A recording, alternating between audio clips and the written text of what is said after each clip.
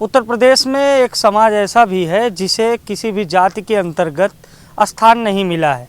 Title इनका अहेरिया है, लेकिन इनके पास सर्टिफिकेट यानी कागजी कार्रवाई के नाम पर कुछ नहीं है। ना ये सामान्य हैं, ना ओबीसी हैं, ना एससी हैं, ना एसटी हैं। आखिर क्या हैं और क्यों हैं, इसी की लड़ाई लड़ रहे हैं 7 सालों से। इनकी मांग है कि कम से कम इन्हें भी या पता चले कि ये किस वर्ग में हैं। ये सामान्य हैं, बैकवर्ड हैं, एससी हैं, क्या हैं, इन्हें खुद भी नहीं पता है और ना पता है उत्तर प्रदेश के सियासतदानों और सत्ता में बैठे रसूखदार लोगों को। क्या नाम है आपका? मेरा नाम चंद्रपाल सिंह अहेरिया है। युवा अहेरिया समाज सेवा समिति का अध्यक्ष हूँ। हमारी जाति देश आज़ाद से पहले 1931 में भी उत्तर प्रदेश की एससी की सूची में दूसरे नंबर पर थी। देश आज़ाद के बाद भी 1950 में उत्तर प्रदेश की एससी की सूची में दूसरे नंबर पर।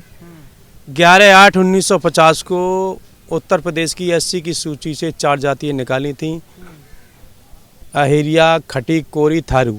खटीक कोरी जाति को 1956 में वापस ले लिया गया एससी की सूची में। थारू जाति को 1967 में वापस ले लिया गया। अहेरिया जाति को 1950 के बाद में आज तक किसी भी सूची में दर्ज नहीं किया गया। इसलिए अपनी जाति को दर्ज कराने के लिए हम यहाँ बैठे हैं। करीब 20 साल से पहले तो हमें रिकॉर्ड ही नहीं मालूम थे। जब ये सूचना का अधिकार है, एक आरटीआई शब्द है, तब हमने ये रिकॉर्ड निकाले, गजट निकाले, जनगणना निकाली है। किससे किससे बात हुई है आपसे? आपकी जो ये समस्या है, किससे किससे मुलाकात हुई आपकी? 29/9/2021 में हम यहाँ करीब 5-6 हज़ार अहेरिया जीपीओ पार्क से पैदल मार्च करते हुए यहाँ का प्रशासन घेर घार के हमें इको गार्डन में ले आया।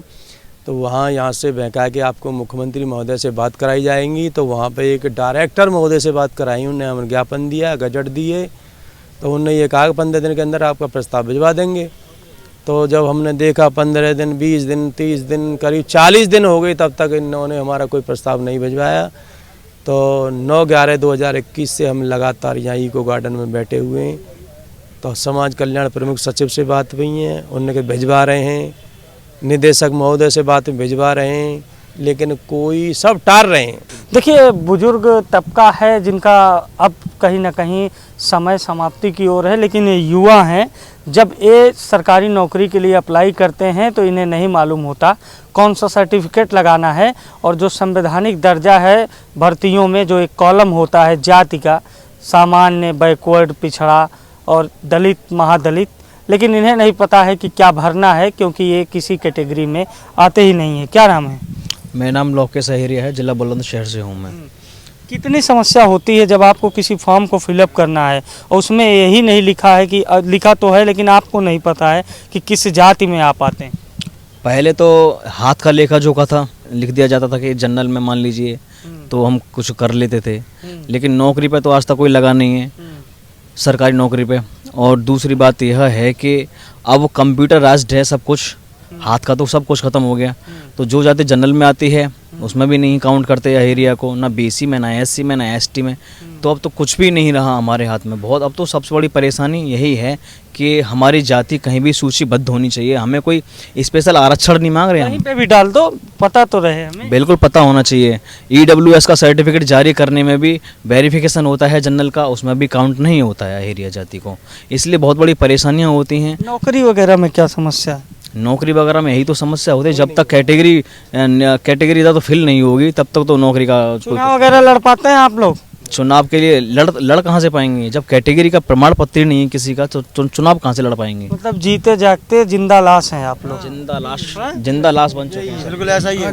हाँ जी, ऐसा ही है। जिंदा लाश है। ना चुनाव लड़ सकते हैं, ना राशन कार्ड होगा, हाँ, ना आपका जाति की पता है कि किस वर्ग में आते हैं। कोई सांसद है ना, हमारा कोई सांसद है ना, विधायक है ना, IAS है ना IPS है।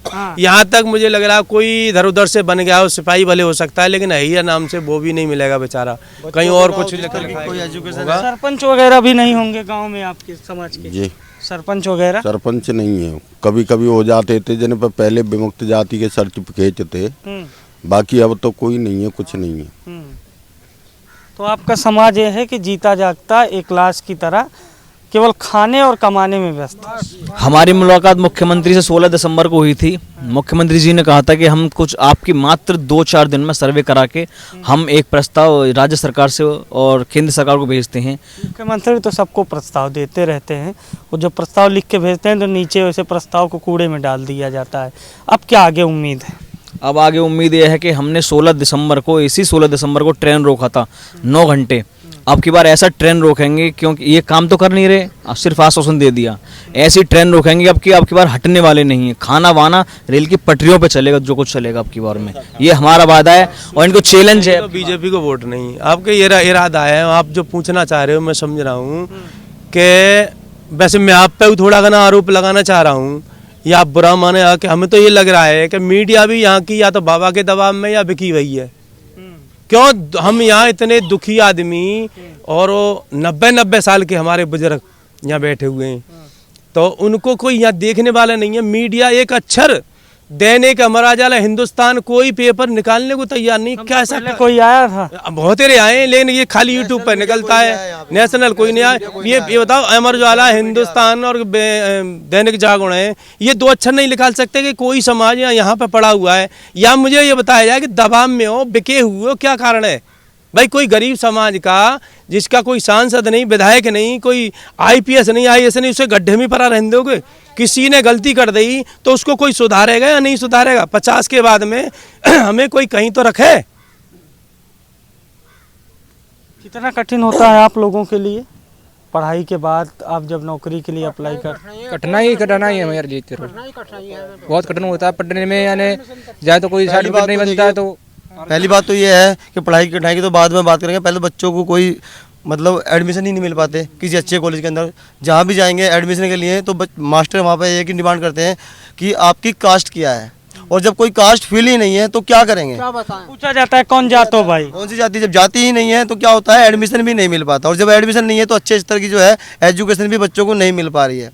और कोई बच्चा अगर अपने बल पर एजुकेशन ले भी रहा है तो उसके बावजूद क्या हो रहा है, उसको कोई अधिकार नहीं मिल रहा, कोई नौकरी नहीं मिल रही, कोई रोजगार नहीं मिल रहा, तो क्या करेगा वो? उसके साथ साथ समाज भी जो है कहीं ना कहीं गड्ढे की तरफ जा रहा है। और सरकार से हमारा तो क्या तैयारी है अगर नहीं सुना जाता आपकी मांगों को? तो मारेंगे फिर नहीं कोई सुना तैयार है, मरेंगे या मारेंगे, अपना हक लेके यहाँ से उठेंगे। यदि 3 जनवरी तक हमारा कोई कार्य नहीं हुआ तो जैसे 16 दिसंबर को हमने हावड़ा दिल्ली ट्रैक रोका था, उसी तरह से 5 जनवरी को हम फिर दिल्ली हावड़ा ट्रैक को जाम करेंगे। और जब तक नहीं हटेंगे, या तो हमको जेल पहुंचाया जाएगा, या वहां गोली मारी जाएगी, या हमको सूचीबद्ध किया जाएगा। जैसे हमारा यहाँ पर बन रहा है, इसी तरह से खाना हमारा रेलवे ट्रैक पर बनेगा। आगे ये अहरिया समाज के लोग हैं जो लगातार इनका मानना है कि इन्हें सूचीबद्ध किया जाए। इनको भी पता हो, इनके बच्चों को भी पता हो कि आखिर जब पूछा जाए समाज में कि किस जात के हो, पिछड़े हो, दलित हो, सामान्य वर्ग से हो, तो ये भी बता सकें कि हम किस वर्ग से हैं। अब देखने वाली बात यह है कि सरकार इनकी मांगों को कब तक सुनती है और आखिर एक खुले आसमान के नीचे इको गार्डन में बैठने को कब तक मजबूर होते हैं। कैमरा पर्सन शोएब के साथ अभिषेक शर्मा, द यूपी खबर, लखनऊ।